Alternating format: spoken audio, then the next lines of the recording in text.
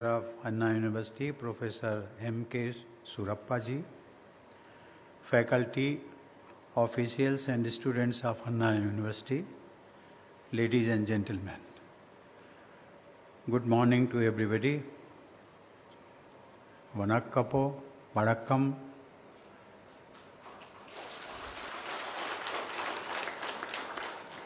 I shall speak a few words in Tamil. I may not be accurate in my pronunciation, for which I may be excused. In the Madipu Mikka Palkalai Kalagatin Pattam, Alipu Vilavil, Ungalai Pondra, Urcha Gamana, Man Vargal, Idaye, Irupadil, Nan Peru, Magiche, Gireen.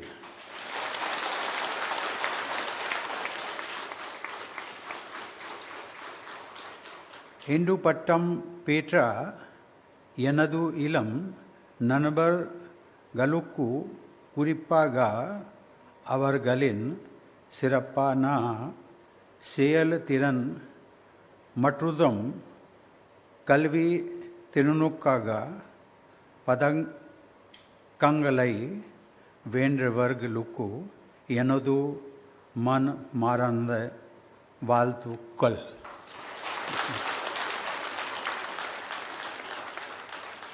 Thank you. Anna University is blessed to be located in this land of Tamil Nadu, which has been the cradle of knowledge and learning since times immemorial. The long literary tradition spanning over centuries in the form of Sangam literature is a matter of pride for all Indians, as it symbolizes the rich cultural heritage of our country. The anthologies of poems from this literature have been universally appreciated by readers and scholars alike. With the antiquity of texts embodied in its ancient literature, it is not surprising that Tamil language has been accorded the status of classical language. Ladies and gentlemen, knowledge is wealth, and it is the best among all forms of wealth. As the famous saying elaborates, that it cannot be stolen by thieves, cannot be seized by kings, cannot be divided amongst brothers, and it is not heavy to carry either. The more it is spent, the more it flourishes. The wealth of knowledge is therefore the most important among all kinds of wealth. Knowledge is the foundation upon which the character of each individual is built.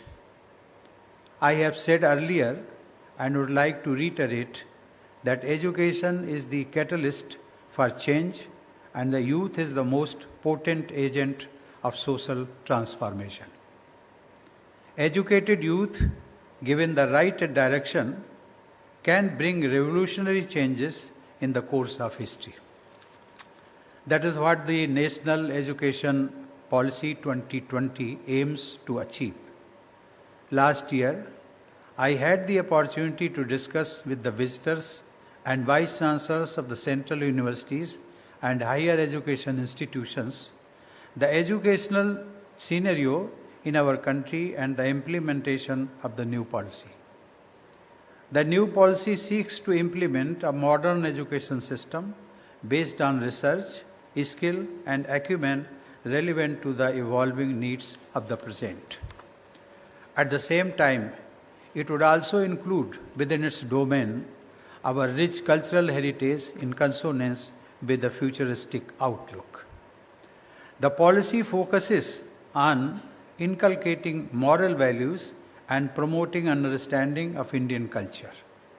I am confident that the implementation of this policy would usher in an era of modern learning and education.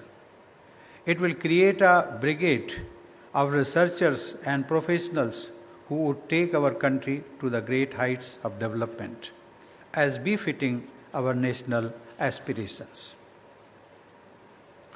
It is heartening for me to know that today I stand in a university which is the hub of technological education. It is one of the largest technological universities in the world, offering undergraduate and postgraduate courses in engineering, technology, architecture, and applied sciences relevant to the current and projected needs of the society. I am told that the oldest college of this university made humble beginnings in the form of the School of Survey in the summer of May 1794. Over the years, it became the famous Guindy College of Engineering, which celebrated its 225th anniversary last year. From those beginnings has grown a large cluster of excellent academic institutions, which has 4 university department campuses, 13 constituent colleges, 3 regional campuses at Tirunelveli, Madurai, and Coimbatore, and over 550 affiliated colleges. Not only in numbers, but in quality too, the Anna University making an impressive contribution in the field of education sector. That is why it figures among the top institutions in QS World and NIRF rankings.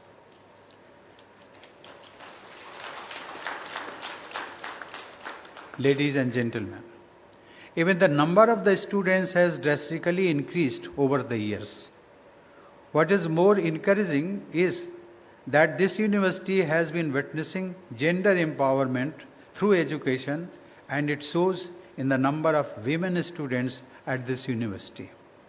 I am told that more than 1 lakh candidates and undergraduate, postgraduate, and PhD levels are receiving degrees today, of which about 45% are women.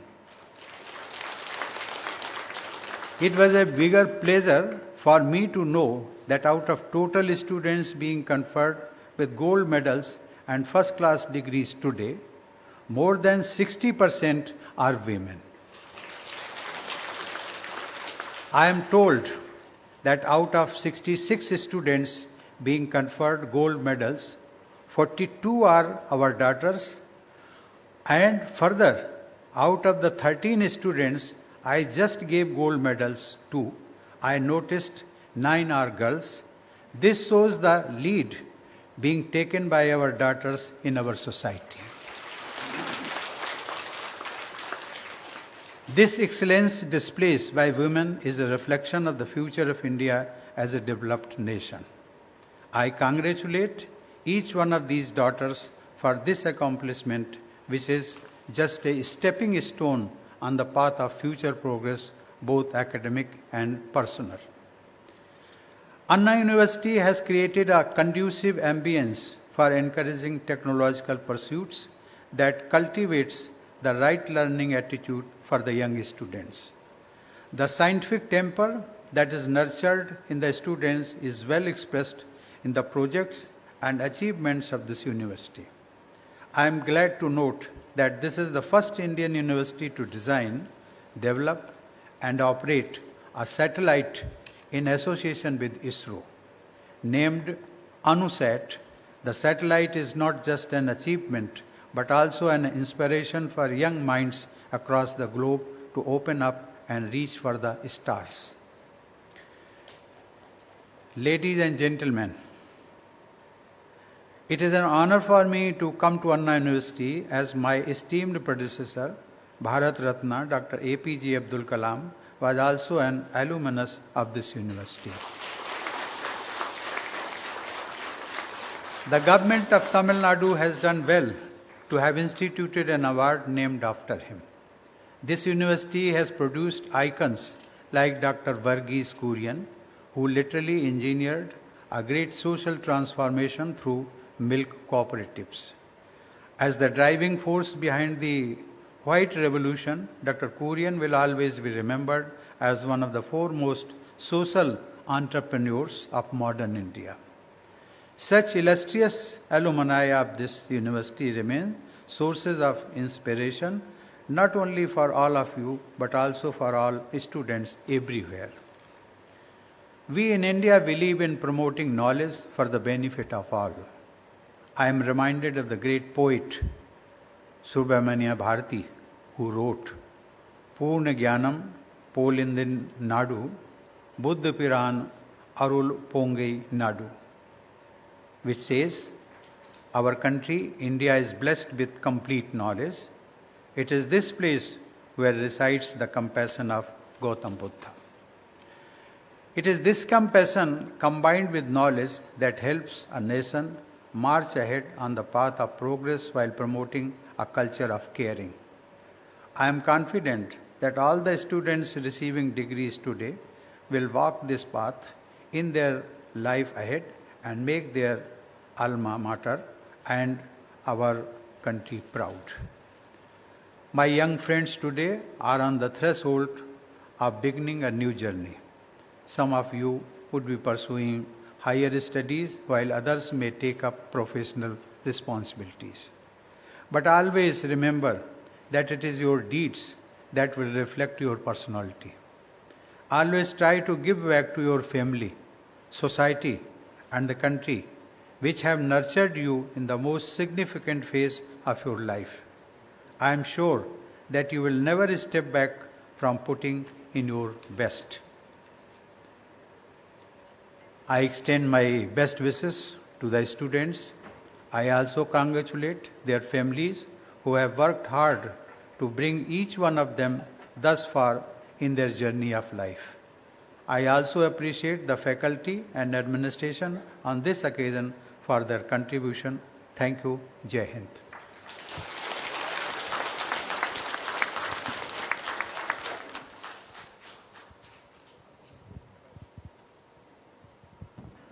I dissolve this convocation. National Anthem.